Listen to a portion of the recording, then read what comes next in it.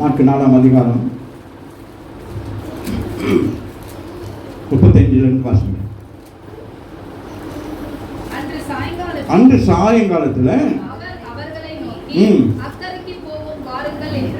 இயேசு சொல்லுகிறார் சீசர்களை, ஒரு ஊழியம் முடிச்சிட்டு இன்னொரு இடத்துக்கு ஊழியத்துக்கு போறாரு. நல்லா கவனித்துக் கொள்ளுங்கள். அன்று சாயங்காலத்தில் இயேசு அவர்களை நோக்கி அக்கறைக்கு போவோம் வாருங்கன்னு சொல்லிட்டாரு. யார் சொன்னது? இயேசு. ஜனங்களை அனுப்பிவிட்டு அவர் படவில் இருந்தபடியே அவரை கொண்டு போனார்கள். வேறே படகுகளும் அவரோடு கூட இருந்தது. அவரை கொண்டு போறாங்க. இந்த இடத்துல நல்லா அழகா போட்டுருக்கு. அவரை என்ன செய்றாங்க? அவரை கொண்டு போறாங்க. அப்பொழுது பலத்த சுழற்காற்று. ஹலோ, தெரியுதா யார் அனுப்புனது?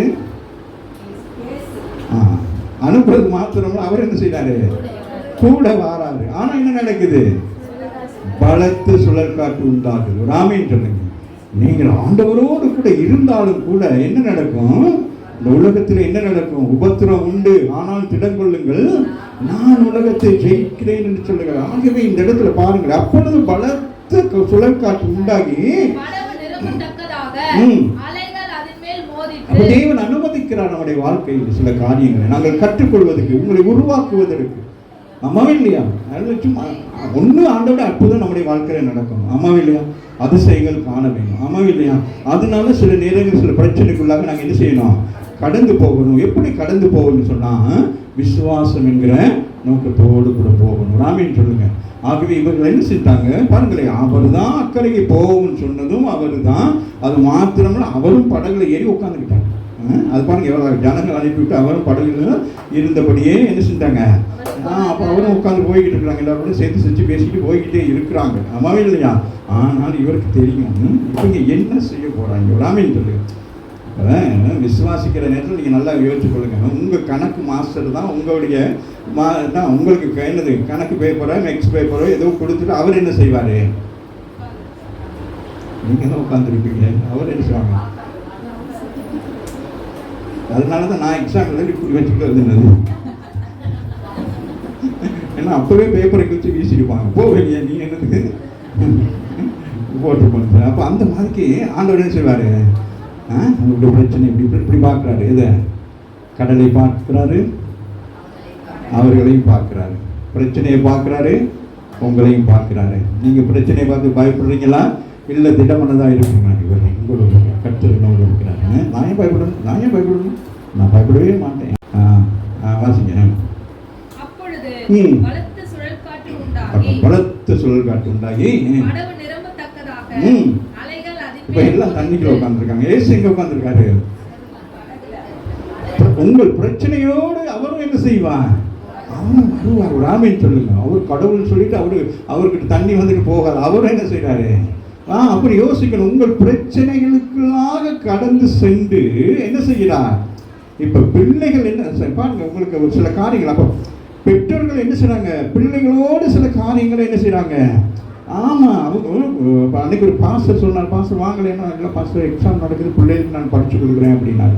அப்போ பிள்ளைகளுக்கு என்ன செய்யணும்? அப்போ அவங்க என்ன செய்றாங்க? அவங்க படிச்சு விட்டாங்க. ஆனால் என்ன செய்யணும்? பிள்ளைகளுக்கு சொல்லிக் கொடுக்கணும். ஆமாவே இல்லையா? இப்போ விசுவாசத்தை என்ன செய்யணும்?